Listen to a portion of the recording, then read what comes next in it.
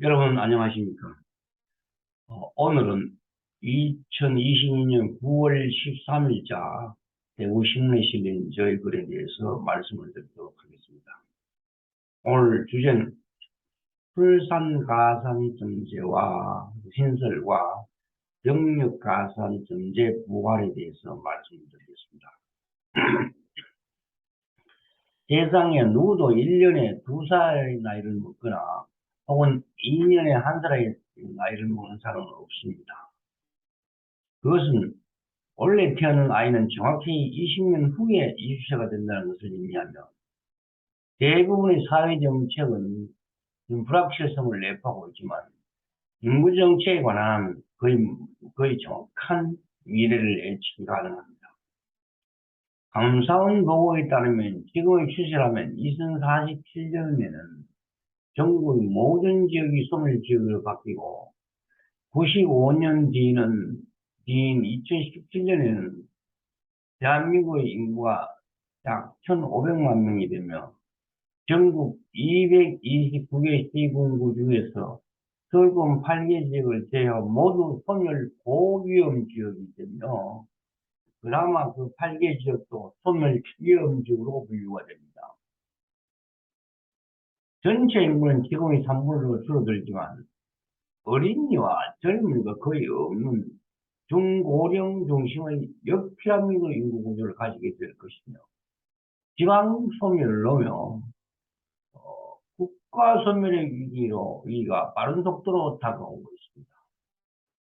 그렇지만 인구 소멸이란 국가적인 인식은 냄비 속에는 개구리가 물의 온도를 서서히 높이면 뜨거운 줄을 모르고 있다가 결국 죽게 되는 것과 다름이 없습니다. 사태가 이 지경에 이르는데도 불구하고 확실한 대책을 세우지 못하는 것은 정부의 무능이며 직무유기입니다. 시민은 당장 자기 세대의 이익을 위해서 미래 세대의 이익을 포기하는 것과 같습니다. 특히 대한민국의 출산율이 세계 최하위가 된 지 오래되었지만 아직도 세계의 실마리를 찾지 못하고 있습니다. 우리나라 인구 문제는 저출산과 고령화로 요약될 수 있으며 고령화 문제는 선진화와 의료기술의 발달로 나타난 자연스러운 현상으로 사람은 대부분 오래 살고자 하는 욕망과 부합됩니다. 고령화 문제는 복지정책의 강화와 함께 출산을 높이면 해결될 수 있을 것이며 인구 문제의 핵심은 바로 저출산 문제입니다. 저출산 문제는 경제적인 지원과 함께 사회 문화정책의 변화로 막을 수 있으며 실질적으로 프랑스, 덴마크, 노르웨이, 독일 등 세계 여러 나라가 성공을 거두고 있습니다. 대한민국은 지난 10년간 130조 원을 투자했음에도 불구하고 정책 실패를 거듭한 이유는 자녀들을 지나치게 경영사로 내몰면서 국민이 행복하지 않는 사회 시스템과 단기적인 효과에 급급한 정부 정책 때문입니다. 특히 출산 정책은 교육과 직업 등 여러 사회 문제와 긴밀히 연계되어 있어서 지속적이고 안정적인 정책이 필요한데도 정권이 바뀔 때마다 정책 기조가 전환되는 근시안적인 정부 정책으로 사태를 더욱 악화시켰습니다. 저출산 문제를 해결하기 위해서는 여러 가지 정책을 펼 수 있지만 이제 심각성이 도를 넘어서 직접적인 지원 정책이 절대적으로 필요한 시기입니다.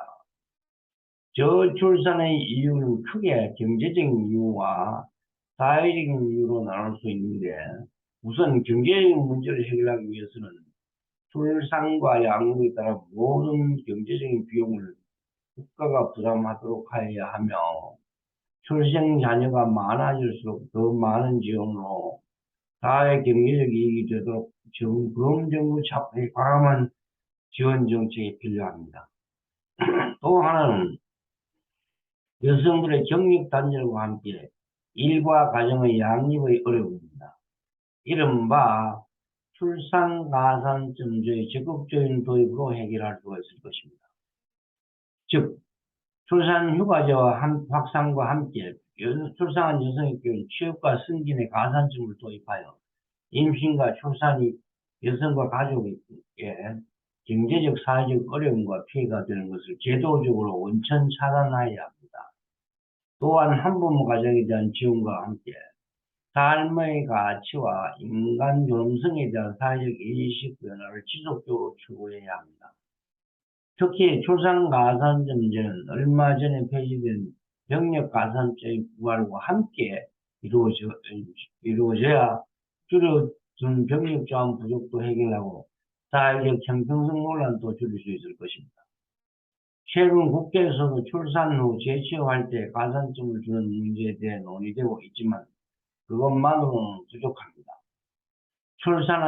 자녀를 출산한 여성의 경우 신규 혹은 재취업과 관계없이 일정한 가산점을 부여하여야 하며 출산 여성의 경직단절이 없도록 국가적인 차원에서 금전적, 사회적 지원을 대폭 강화해야 합니다.